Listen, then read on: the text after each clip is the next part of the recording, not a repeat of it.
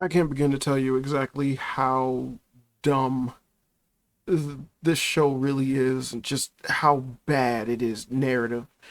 Like just narratively, it is just so unbelievably bad. And despite what anyone might think or what they might tell you, this is just as bad as Cowboy Bebop. Now this episode was probably one of the worst examples of the character assassination that they have been previously doing, but it's up there with exactly how stupid things have gotten within this series. But this episode starts off with essentially them going to the Barati, right? They just kind of stumble upon it because Luffy's nose is smelling food, and then they just find the Barati. All right, that's whatever. But upon them entering the Barati, you essentially have Nami upset at the fact that Luffy kept the identity of his grandfather being the vice admiral of the Navy a secret, even though it wasn't really a secret. None of them ever asked him anything about him, so him not telling them this information because he doesn't care about it doesn't matter. Also, it's like, would they, like, instead of questioning like the fact that you kept your grandfather being like a vice admiral a secret, why don't you question, well, what is he after you for? Like, does, like, what is the significance behind that? Because they didn't ask that. It was just the fact that he essentially was keeping a secret. And to which Nami explains, well, when Zoro essentially kind of questions the fact that, why is this a big deal? Because he also kind of agrees, but then at the same time kind of doesn't, because it's like they're being pirates. If you're following a guy who claims that he wants to be a pirate, let alone the king of the pirates, why is being chased by Marines actually a big deal? It shouldn't be. But to go from there to where it's like you're essentially upset at the fact that he's keeping a secret, to then letting it slip that she's keeping a secret.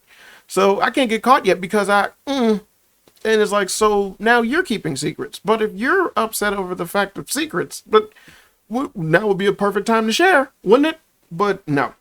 And so they have them enter the Barati, right? And then upon them entering the Barati, they then have it to where Luffy becomes the chore boy.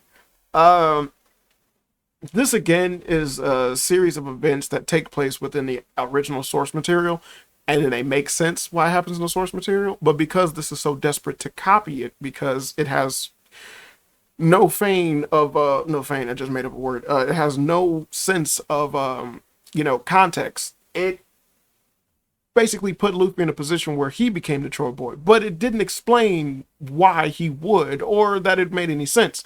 Considering the fact that he became the Troy boy to pay off for the meal that they ate because he wrote down an IOU.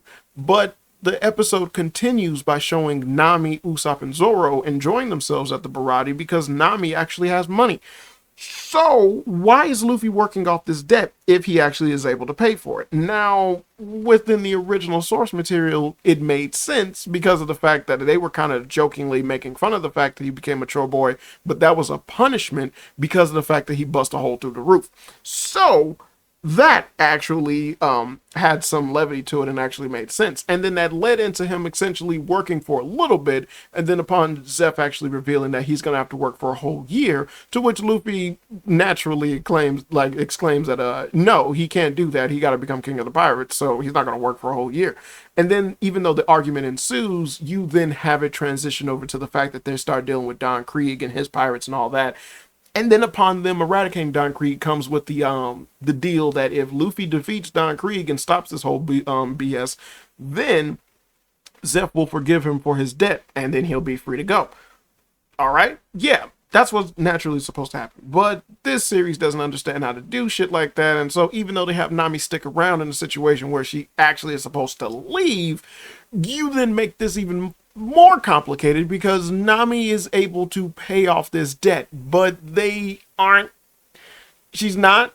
And then also Luffy is given free range to just kind of go back to his ship without anyone stopping him or having any trend, like showing any context that they're watching his ship or they're keeping hold of it, or like he can use the ship as collateral or any type of conversation like that. Because he was literally sitting on the little the figurehead of the ship, and then you have to wonder, well, couldn't they just undock and fucking leave? What the Barati is going to do to them? Not a goddamn thing, and especially if they're supposed to be pirates. But again, we also have the issue of Luffy basically changing his position on what it means to be a pirate, or his identity towards people being free to do whatever the hell it is they want, because they're slowly changing him into a typical bad shonen protagonist where like your ninja way, or what it is that I believe friendship is, or friendship, much like fairy tale. It comes with that added incentive of I am capable of doing what it is that I want because I think my way is the good way, but everyone else can't because I think that's bad. And that's not the kind of character Luffy is, considering the fact that he knows and meets multiple pirates that essentially do the whole pillaging, killing, ransacking, and whatnot, and he's perfectly fine with it. So, for whatever reason, we're now having it to where he constantly is either questioning the actions that people are taking when they want to do something on their own, or is completely against anyone doing anything or saying anything if it actually just hits him as you're going in the way of their dream. Their dream is a dream. And he's not that kind of character. He's a hopeless romantic, granted, but to have it where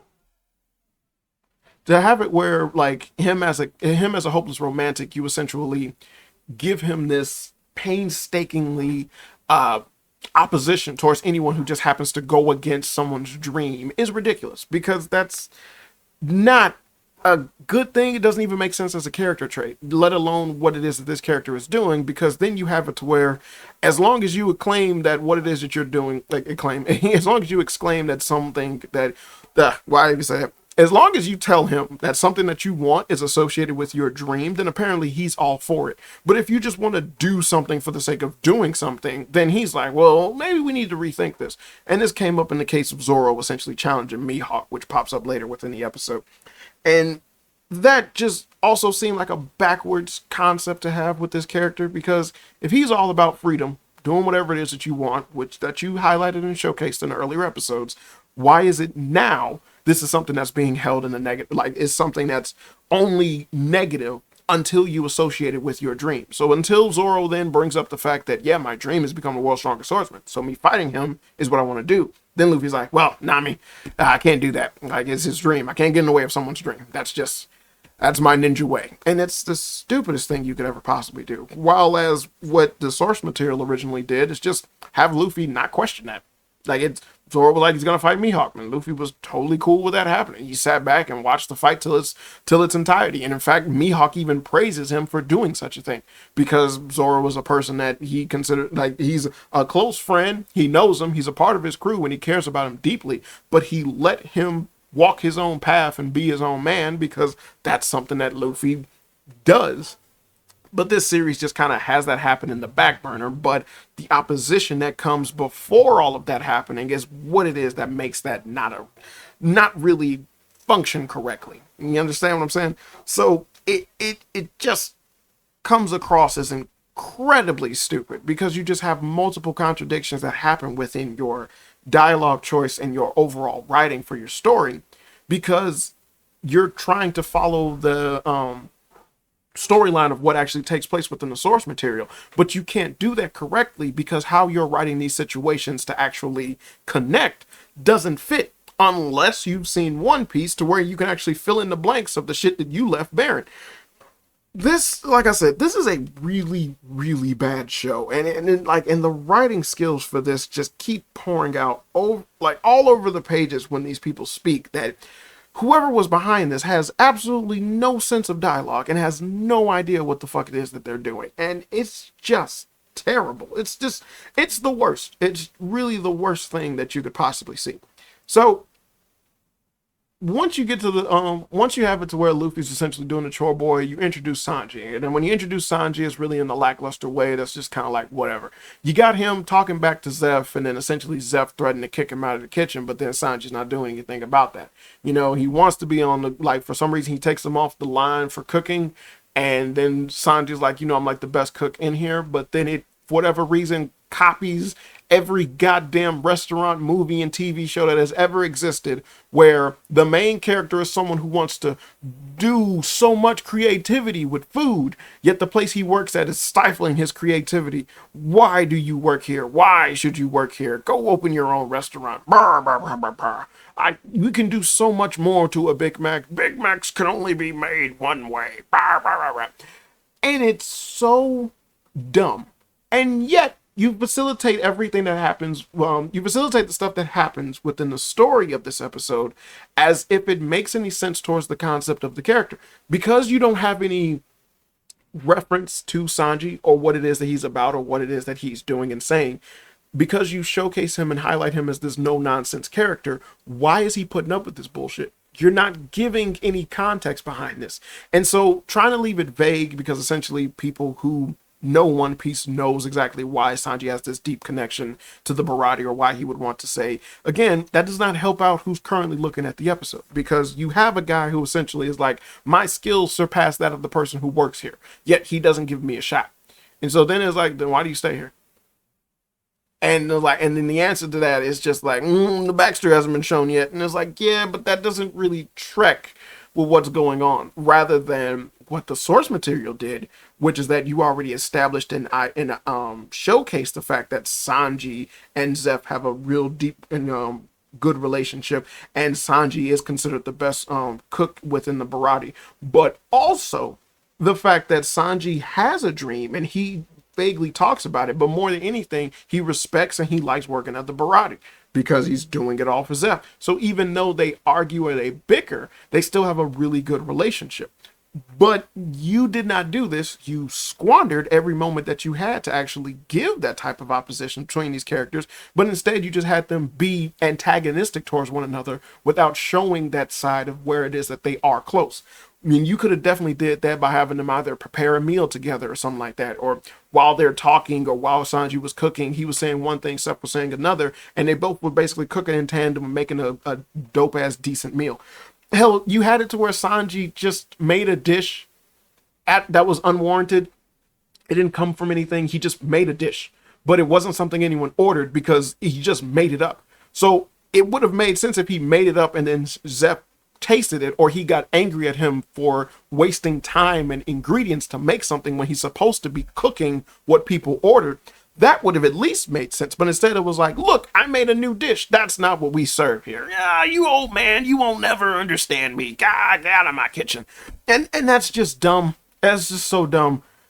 Because again, like, what the fuck? Like, what are you doing? What are you doing? And again, the source material is a hell of a lot better at establishing this, like why Sanji would essentially be a waiter at this point in time when they showcased him, because of the fact that even though he basically is the sous chef of the entire Barati, he was working as a waiter because they didn't have enough waiters.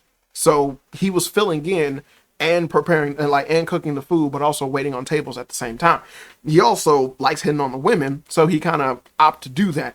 But you could have easily just stuck that in there. That way you gave a reason for him being a waiter. It still gave him have that antagonistic relationship with Zeph that would have been appropriate, and still also showcase his culinary skills by him cooking up a storm and everyone kind of being upset or amorous at the fact, and it's like, yeah, Sanji can't cook, but Zeph just kind of messing with him and being like, yeah, but we ain't serving that today, and like, you wasted my ingredients and I told you to do this, and he's like, you know this is delicious, and it's like, yeah, I know. But you see that gentle aspect within their relationship where Zeph wants Sanji to go out and fulfill his own dreams, while Sanji wants to stay and help Zeph fulfill his dream because he owes him so much.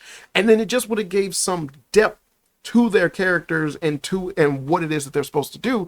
Because again, if you're running off the notion of that people who look at this know their relationship already, then you need to give some type of context behind that, because people who are watching this that don't know their relationship will just think Zeph is being an asshole for absolutely no fucking reason whatsoever. But again, I seem to be demanding way too much out of people who just don't know how to fucking write. So you then have it to where Sanji and Luffy kind of have a little back and forth, but then you also see that dumbass aspect of Luffy spill out to where it's like, I only care about people's dreams and only dreams. And so he's like, oh, so that's your dream. You want to run the Barati? And Sanji looks at him and promptly is like, no. And it's like, yeah, why would you assume that? Like, he didn't say that. and it's another thing where it's like, Jesus Christ, like destroying the natural flow of conversations that come from the source material that led you to understand a character's wants, hopes, and dreams and things like that, and then just the natural progression that came from them just talking to Luffy, or what spawned because of those conversations. It just seems incredibly dumb to remove that in order to push on your little fan fiction when you desire to have the same relationship being done with the character. Now, I've spoke about this before in my other reviews of these episodes, where it's like, yeah, they just really hack writing, and essentially everything only makes sense if you've seen One Piece, but also it just kind of needs that push of you knowing information prior to these characters in order for what it is that they got going on to make sense. But this would have been a perfect opportunity for essentially, rather than Luffy just outwardly going, "What's your dream?" then have it to where Luffy was like, well, like while they're talking about him being a chore boy, he's like, "Yeah, I need to figure something out because I can't stay here for a year. I'm going off to become the king of the pirates." And then Sanji's kind of like, "What?" And it's like, "That's crazy." And he's like, "Yeah, I got to do all this." And like Luffy just, talking about his dream, which is something that he likes to do. And then amongst doing that, much like in the source material, Sanji just casually brings up the all blue.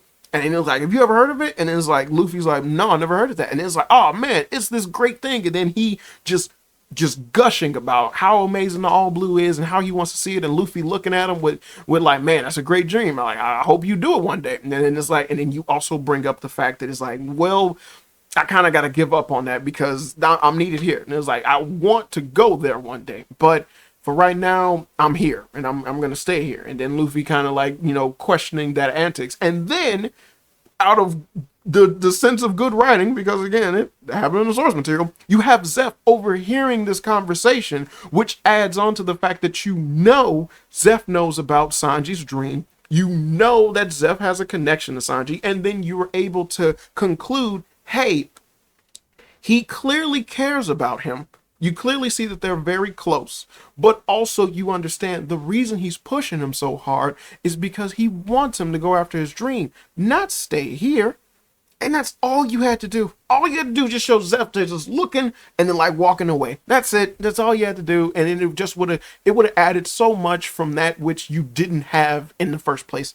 And for some reason, they basically have a scene later where Luffy is confronting Zeph about the fact that he's like, "You can't keep him here. Yeah, you're ruining his dream. He's gonna be able to leave, and like I won't let you like not let him fulfill his dream." And then Zeph is like, "Oh," he's like, "He fed a guy and like he gave him food even though you said he couldn't cook. So blah blah blah." And then Zeph was like, "Oh, he did he? Well, good."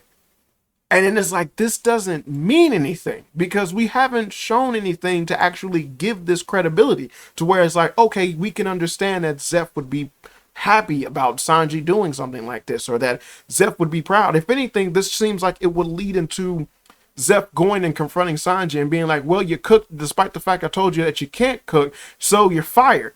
Which is something Zeph would never do because he doesn't want to just get rid of Sanji or crush him, but he wants him to actually go out and try to fulfill his dream because he cares for the kid. But you're not giving any of that. And I was like, I don't know if it's just because of the bad dialogue, yes, or the fact that you just can't write these things in succession, yes, or the fact that you just suck at trying to give some type of continuity or world building, yes, for a series that is known for its world building.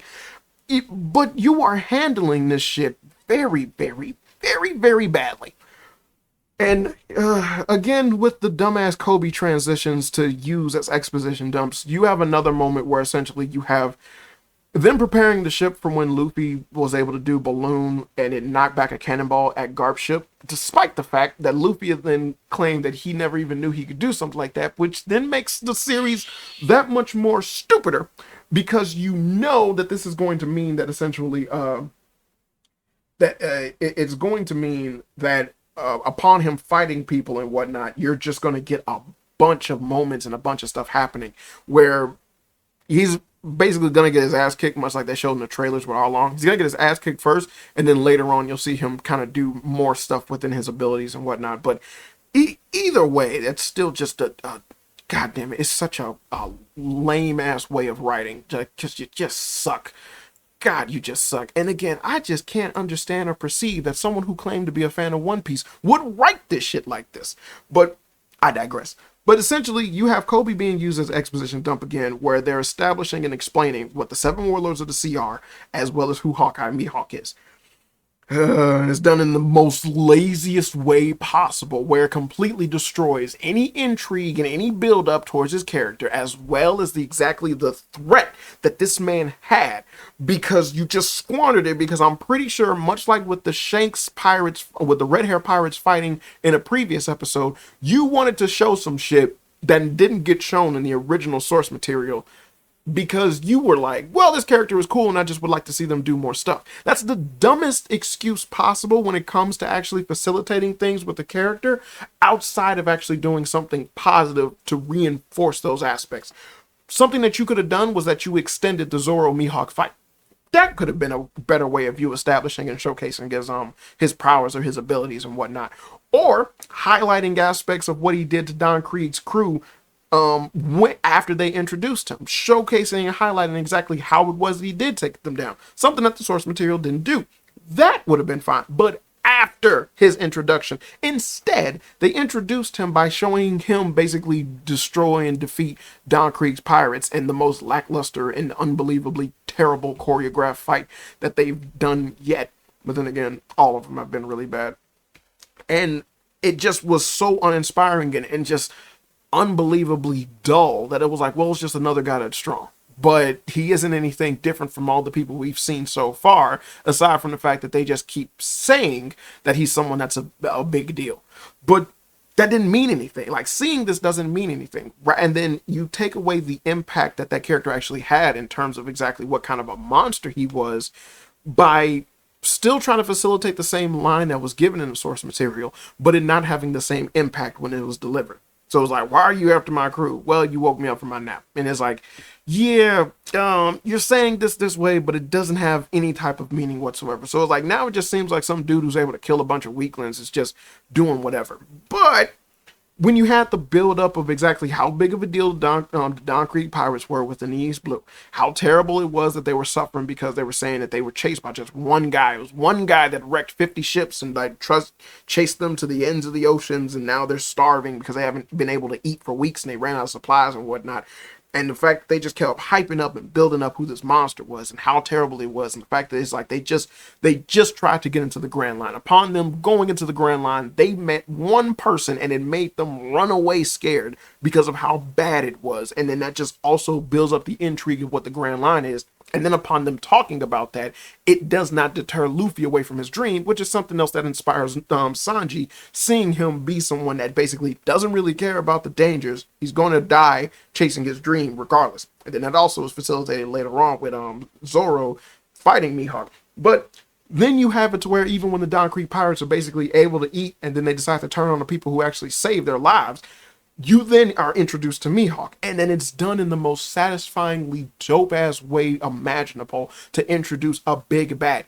You have it to where they're terrified by this one person, and then you have Zoro, who has been looking for Hawkeye Mihawk, bring up and talk about him in the way that essentially was the exposition that was used for Kobe. One way was a grand way of introducing a character that became a beloved character despite the fact that he's only shown a couple of times. Another way was done where it was like, well, you're used for an exposition dump and you hold and serve absolutely no purpose because your reasons for going to the Barati as well as your reasons for leaving aren't the same. Like they're not conclusive. Because he's contacted by, in the live action one, he's contacted by Garp, and then Garp asks him to go after Luffy, to which he does. When that again is like, well, why would he? And it's like, why would he? And it's like, well, the Seven Warlords are the dogs of the government, so like he has to listen to them. And it's like, does he? Because you're not saying that he does, and then he's killing these Don Krieg pirates, and it doesn't seem like he's under orders. And it's like, if you was even going to do this, why not just make him a Navy officer or something? I mean, you've been fucking up everyone else so far. Why not do this? And so then it's like, he's like, go after Luffy. And this is done after essentially Kobe explains that there's another Navy base around where they're training, and they could come and help repair their ship or help them in chase of Monkey D. Luffy because they might lose him. To which Garp goes, no, we don't need help. And then he promptly calls Hawkeye Mihawk to help him track down Luffy and bring him back alive. To which Hawkeye Mihawk answers and does. But they don't explain exactly where it is that Hawkeye Mihawk is located, how long it would take him to get to wherever it is that Luffy is going to, or where they possibly could go so he could have a clue on exactly how to find Luffy. But Mihawk just shows up at the Barati. There's no reason or logic given behind this, especially considering that Barati's main thing is supposed to be the fact that it's a restaurant in the ocean that's just going around serving and giving people food. It's not set in one location, it travels all over. That's kind of the whole point as to why it's a fucking boat. But dealing with dummies, you're dealing with dummies that just don't know how to write and are terrible at this shit. So he just shows up, but there's no rhyme or reason given as to how it is the fuck that he found them. And then this is all stuff that happens within the span of a day, because Luffy just became Chore Boy, and then Mihawk was just contacted by Garp, and then he just somehow just shows up there. So rather than in context, follow what it was actually happening in the source material, which explains why Hawkeye and Mihawk would be there. He's the reason Don Krieg and them have been running all this time. Then the reason why they're starved, because he just won't let up. And then upon them finally getting food, and then when they decide to attack the Barati, he's still chasing them. And then they're in such disbelief that he's still after them, despite that he's been chasing them for so long and for so far. And it's still just, and then it's perceived where it's like, why are you this adamant in trying to destroy us? We didn't do anything to you. And it's like, well, I was bored. You woke me up from my nap. So I decided to just wipe out your entire fleet. And when I decided to wipe you out, I'm here. I'm bored. So I'm still killing. Whatever. And then upon him fighting Zoro, which happens in the live action, again, upon him fighting Zoro, that boredom is fulfilled. It's satiated. And so then he just promptly leaves. And it's like, even like, there's no reason to stick around. He just leaves. So he just does that. And it's like, yeah, I'm done. So I'm gonna go. And it's like, okay. And then from there, then they deal with Don Krieg in the situation that he presents at the time. But by removing that aspect to where it's like, well, he's here looking for Luffy. And if he's this big badass that you claim he is, and then you continue to follow suit within the story of him being there fighting Zoro, then why would he leave if his whole purpose of being there in the first place is because he was given orders to come get Luffy? He's seen Luffy. He fought Zoro. He beat Zoro. Why wouldn't he take Luffy? You didn't even give the same logical reason as to why he would feel essentially fulfilled in fighting Zoro, and then his boredom just kind of gone now, so then it's okay for him to leave. Instead, you just had him leave because you didn't know what the fuck to do, because you wrote this character in a way to be introduced to fulfill your dumbass storytelling because you didn't know what to do, but you knew you gotta have Zoro fight Mihawk. But you introduce Mihawk in the dumbest fucking way possible, and then when Zoro loses to Mihawk, Mihawk leaves. But you brought Mihawk there for a purpose, but then you don't even have him acknowledge or give a reason behind not fulfilling said purpose. If you gave no reason as to why he would take it on in the first place, why the fuck? It's so stupid. So unbelievably stupid. And it's like, but Mihawk shows up, Mihawk fights Zoro, and then Mihawk leaves. That's all that you were able to copy. But your reasons behind that, you completely pissed all over. And then it just, because of that, it just makes absolutely no sense. So you just question. And it's like, well, if Garp told him to come here, why is he just leaving? Well, he fought Zoro. What the fuck does that mean? It was like he was here to get Luffy. So Luffy's right there for the picking. And it's like, yeah, he fought Zoro, but whatever. And it's not like he was saying, I'm doing this because it's like, well, I got nothing else better to do. Or I'm bored or anything like that. You didn't give that. It was just, hey, Garp gave him an order and he went and fucking did it.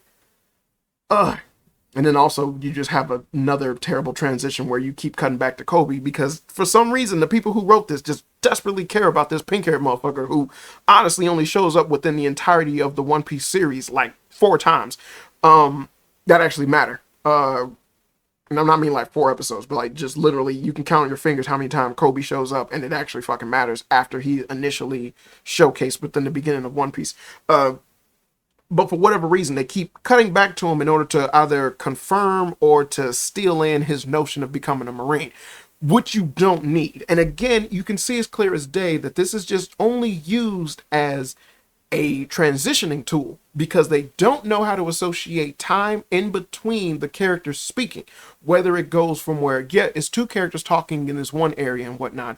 And then in order for me to continue or to go into this next conversation, but I want to show that time has passed, I need to remove the characters that are speaking If they happen to be in the same area, I need to remove that area completely to showcase and facilitate that time has passed. So I need to focus on another character that's in a whole nother fucking area. Like I said, it's a bad writing practice because you don't have to do that, but they keep doing that. So they use Kobe for that as well as an exposition dump, and it just does not work because it's completely pointless.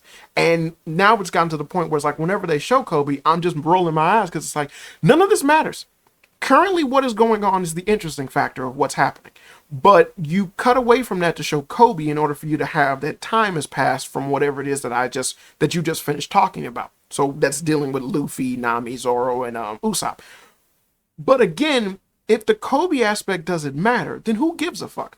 It would do you so much better if you essentially showcased or highlighted more about the pirates that they're going to deal with, the other things that are happening in the midst of them doing this stuff. So seeing Buggy go around doing the little adventures that he could have been doing. I mean, if you went so far as to give these characters their clothes from the chapter covers or the chapter openings that they've had in the manga for years, then why would you not also facilitate the information that's done within those things that essentially the anime is able to convey with these filler episodes, and the manga just has as these little breaks that happen in the beginning of the manga.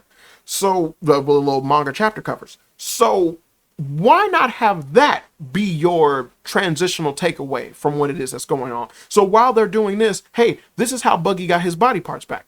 Now, I already know that they did what they did, and go fuck yourself with that shit. But it would have been a hell of a lot better than showing Kobe do what it is that he's doing, especially if you're not going to show exactly what it is that Kobe did that essentially gave him the right and approved the givings of Garp. You could have still had Garp in his same outfit, the hat, all that shit, but it just not be known that he's after Luffy or that he cares. Just this is a dude taking on this cadet with Helmeppo and then them training, trying to become Marines. And you just see that be an offshoot of what's going on rather than them actively chasing after Luffy for no goddamn reason and then trying to fulfill and steal in the notion of Kobe trying to become a Marine. It does not work. It just does not work. So you could have showed Buggy trying to get his body parts, which leads up to them being in Logtown and it actually making sense. So that would have been cool. You could have showed Kobe and Helmeppo training to be Marines at a different base somewhere. So that would have been cool while still showing Garp. And then you just not understanding exactly who that person is because they don't mention it. And then like the aftermath of what happened with Kuro and his people, you could have did a plethora of things that you actually followed the storyline correctly if you so desperately needed these little scene transitions. Hell, you could have shown the Don Creed pirates starving before they even got to the Barati. So you could have shown where Geen was essentially just riddled with hunger, rowing himself and like he barely seeing the Barati, and then he's slowly rowing himself to that, and you just wondering, questioning, who is this guy? What is his purpose? What's he doing? And then upon him arriving there, you do the scene that's basically Geen introduction, pulling a gun out on somebody and demanding food, only to then get beat down by how the Barati is because these people are ex-criminals and whatnot that can cook on a boat. And then you still introduce him like how you're supposed to with Sanji, where he gives the man some food because he does not like watching people go hungry. Because he's starved before. All of that would have been a perfect way for you to be able to facilitate all the dumbass ideas that you've had within your series to make sure that you are able to either do scene transitions correctly or take away focus because, American TV shows just can't stay on a character for too goddamn long or they'll lose their freaking mind. And it's like, you could have done any of that. Instead, you just get these boring, no-nonsense issues with Kobe that deal literally with nothing. Absolutely nothing. They're not even important to the story at hand. Yet you keep coming back to this motherfucker as if somehow, some way, I'm going to be impressed with what type of dumbass notion you're trying to give in terms of character development. Hell, you have him questioning the Marine that is Garp, who's Luffy's grandfather, and it's all unwarranted. Because if Kobe understood that Morgan was a bad captain, then he should also understand that the world isn't all black and white. Yet us slowly trying to learn that through his eyes is coming off as unbelievably stupid, especially when you get that world building through Luffy as he's a pirate and he meets corrupt naval officers in the beginning. All you have to do is just show them, but you're not doing that. So you had like the whole full body incident. You glossed over that. You have the whole incident with the rat dude that's supposed to come up with Arlong, and it's like you see shit early on in One Piece, and it's all in the East Blue arc where you get a glimpse of good Navy officers and bad Navy officers. Just so you know that, again, this world isn't all black and white. The same thing happens with the pirates. There are good pirates and there are bad pirates. There are people like Shanks that come, party, they drink, they pay for their food, and they fucking leave. And then there's people like Kid. You don't know who Kid is. Hey, that's on you, who rape, pillage, kill, and they move on and they do whatever the fuck they want. And Luffy has no problems with that. You do whatever you want to do. That's kind of the point of One Piece. That's kind of the point of Luffy. But fuck all that nonsense. So where was I? What was I even talking about the show? I don't know. I went on a tangent because I'm pissed.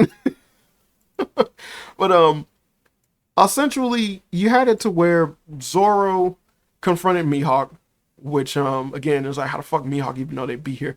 But Zoro confronted Mihawk, and when he did, they dueled and when they dueled, it was dumb because you had it to where Nami was there, and she essentially was like breaking down her little defensive walls to admit that she's his friend, right?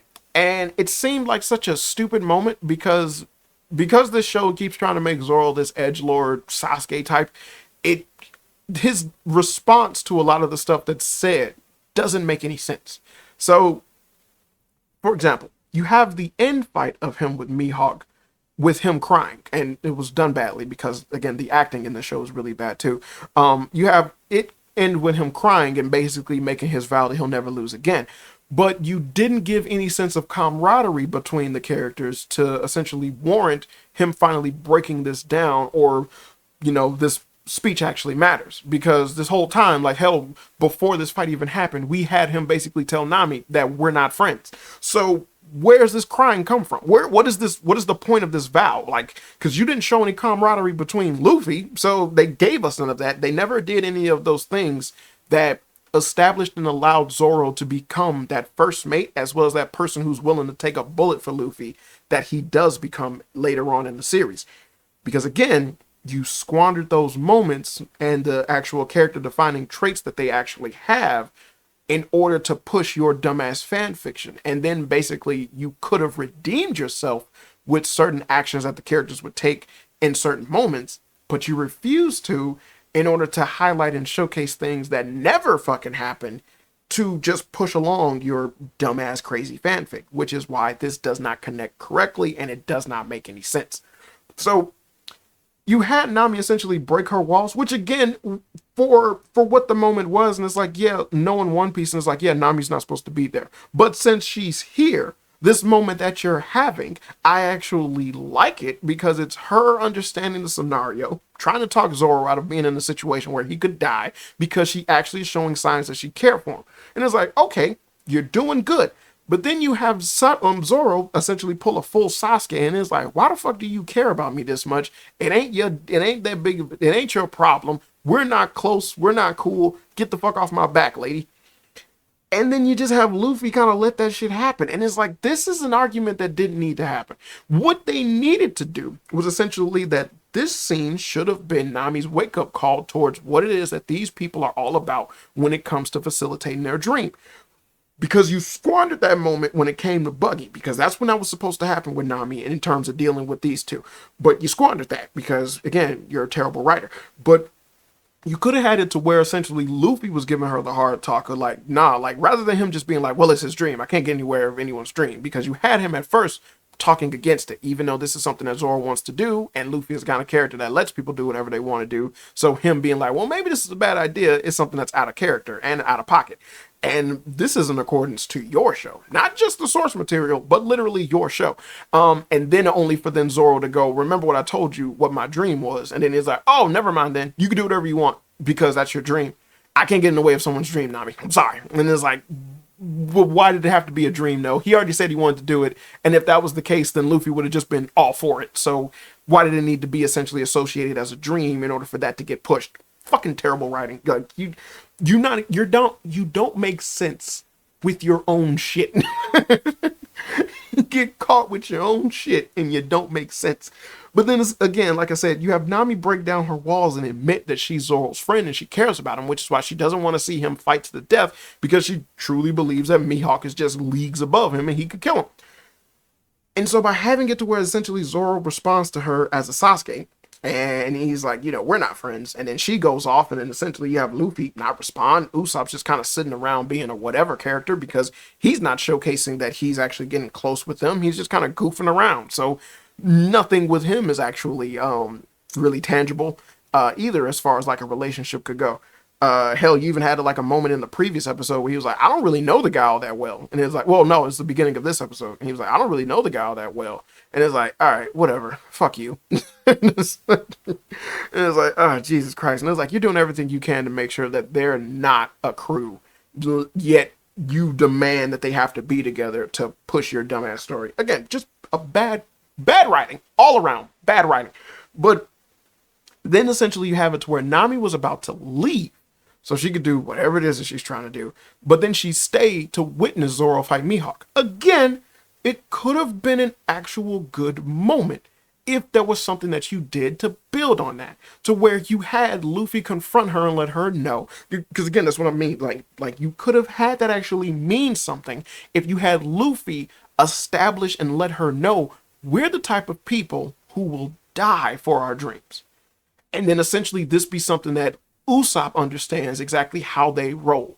And then he gets this kind of a wake-up call, and Nami just kind of conflicted with her idea behind this because that's not how she lives currently.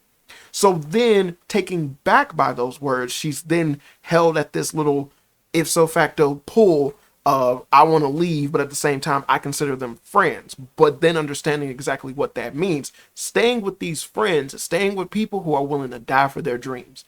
But I have my own agenda and my own goals, so this is conflicting with me, thus making when the whole Arlong thing happen, if it does happen, that much more powerful. Because it impacts the fact that it's like, yeah, just when she was getting to understand these guys and be on their side and everything, the Arlong shit happens, and then she feels that much worse about it. Because it's like, I'm doing what I'm doing for my village and Belmare and blah, blah, blah. But now you see my situation and my situation and whatnot. Like, yeah, like I still wish that I could just be with you guys. But I can't because of what it is that I'm doing. And then when the shit gets even deeper with Arlong, then it just hits that much harder to where it's like, I did so many horrible things to you guys because I thought I could help out, but it turns out that I just got used and manipulated, and all of it was for naught. And so now not only did I lose my friends, but I also lost everything that I was willing to lose my friends for. And it's like, and it hurts.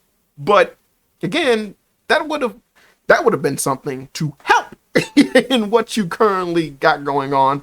But again, you're a bad writer, so it ain't gonna work. It's not gonna happen. It's just not gonna happen. But I can see that coming a mile away. And so essentially, like, you having Nami sit there and look at Zoro have this fight, like, all of that is squandered because it's like, yeah, it just, like, she stuck around, but what does that mean? Like, why would she stick around? You gave nothing that she would say essentially either to Luffy or to Usopp or anything like that that would kind of help push that along. It just seems like with every other thing you have going on within your story, these characters are doing things out of character from how you wrote them because the actual transition of the One Piece story needs them to actually be together. But you wrote them being people who go around saying, we're not a crew, we're not friends, we don't really care about each other like that. Why do you care? Why does this matter? Blah, blah, blah, blah, blah. And then nothing comes from that. And then you just still stick them together. So, yeah, I didn't go as unhinged as I needed to for this episode because of the fact that I felt like, yeah, this one was something I needed to kind of just sit back in order to digest and give like a proper review, if you will. But this shit is just becoming abhorrently so painstakingly bad. And I hate the fact that essentially you got a bunch of Netflix stans defending the fuck out of it because it's like they think that it's a little bit better than Cowboy Bebop when realistically it's a hell of a lot fucking worse. You have One Piece stans just essentially trying to keep it in high alert because it's like they'll take any fucking win that they can get, because anytime One Piece is held in the highest regards as far as anime content is concerned, regardless of what that concept might be. They'll push it to the moon, and that's whatever. And the only reason you're not getting any negative aspects brought up about this series is because generally it ain't dealing as much controversy as the Cowboy Bebop show did. Now, remember on the Cowboy Bebop show, you had a bunch of people talking out of the side of their mouth and they were just saying whatever the fuck they wanted to, as far as the actors and actresses went, and it just led to a lot of people being like, you know what, go fuck yourself. This thing was trash. More people decided to watch the series because of that, to see exactly how bad it was when people were calling them out on their bullshit. And none of that is happening now because of the fact that it's like, well, luckily you got the writer strike happening, and luckily, you know, you kind of got the actors and the actresses kind of putting the kibosh on it. There are moments within this series that are very iconic and moments that highlight different things that happen within One Piece. But again, I need to reiterate, despite the fact that you are a fan, if you did not know anything about One Piece, those scenes, those moments, those character defining traits would not make any sense without your prior knowledge of liking One Piece. This is the worst type of show for a normie to get into. Even Cowboy Bebop was a better rendition of being something that anyone could just look at and watch. With this show, you cannot unless you know One Piece. And even still, it does not make sense. So they can highlight all the moments that they want to. They can have the characters repeat certain lines all the times that they want to. They can show as many bounty posters that they want to, but the shit does not make sense. And the hell with anybody that says otherwise. This shit is terrible. It's bad. And after Dragon Ball Evolution, the One Piece live action is right there. I still got 3 more show episodes to go, and I am still not happy. But I said I was going to watch all of them and give them a review, so that's what I'm going to do. I stick to my words. I stick to my guns. I do what I say what I do. Oh, yeah. Keep going. Keep going. Yeah, I'm just not happy. I'm really not fucking happy. Damn it. This is just so bad. God, I hope they don't get another season. See, also, the fight scenes and the wire work and shit like that, like the fight scenes, wire work, and the acting, it's just getting worse and worse as each episode goes on. The motherfucker who played Zoro started crying at the end, and they did not do that well. Hell, he had his hand on his head in one shot, and then when the camera zoomed out, he was holding the sheath for Watto, and then he just passed out promptly while still holding his sword. And it's like, wait, what? And it's like, well, he's supposed to do the moment when Zoro cries, but it's like, well, that doesn't really track here, because this whole time he was delivering his lines, he was in a monotone way, because he's not really giving any type of emotion, because they made him super duper fucking emo. So this can only be bad, and that's exactly what it is. It's bad. It's all bad. There's nothing but bad. Well, on the next episode, I have no idea how they're going to establish Sanji actually joining the crew, because everything of worth that actually helps Sanji comes to that decision has not happened. And all of that was supposed to take place during the whole opposition to when Mihawk, and seeing Zoro go down with his dream, Luffy being someone who's fighting for his dream, as well as the determination he had to help fight with the Barati, and then what leads into that afterwards. All of that shit is supposed to happen, and it kind of helps facilitate Sanji, as well as like him feeding someone that's hungry and not regretting the fact that he did that, and then the byproduct of that helping out when it came to them dealing with Don Krieg and his crew, with Ging feeling that his life, he owed so much to his life to Sanji because he did what he did. But again, just completely lost all touch with that. So I have no idea how the fuck it is that they're going to try and convince you that Sanji would join up with Luffy and his crew, because literally everything that matters to that happening didn't happen. So it's such a bad show. Hell, they didn't even have him look at when Mihawk fought Zoro. That was a big fucking deal to other people. Zoro's a known person in the East Blue, so even though Mihawk would look at him like he's nothing, to other people it'd be like, yo, this is Ronin Zoro versus Mihawk. This is actually a big deal. But the Mihawk, he just kind of puts him down because he's like, no, you're not. And that just also adds on to how dangerous the Grand Line did. Fuck, like, geez. It's literally one of the best animes that has ever hit hit the ground running with some of the best world building that has ever came to pass. And you have done everything imaginable to destroy that. And you should feel nothing but shame for that. Damn it.